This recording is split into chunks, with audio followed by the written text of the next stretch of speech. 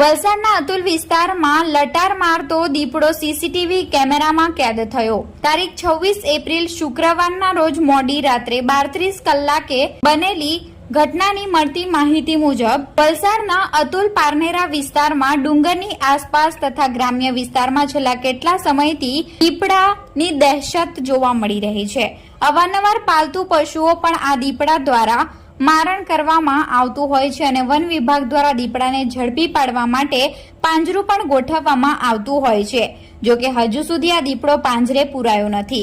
વલસાડના અતુલ તથા પારનેરા વિસ્તારમાં રહેણાંક વિસ્તાર હોય અને અવારનવાર ગ્રામજનો અહીંયાથી પસાર થતા હોય છે, તેથી ગ્રામજનોમાં દીપડાનો ભારે ભય જોવા મળી રહ્યો છે। આજરોજ વલસાડને અતુલ કોલોનીમાં લટાર મારતો દીપડો સીસીટીવી કેમેરામાં કેદ થયો હતો। જો કે સમગ્ર ઘટના બાબતે ફરી એકવાર વન વિભાગની ટીમને ઘટનાની જાણ કરવામાં આવી હતી।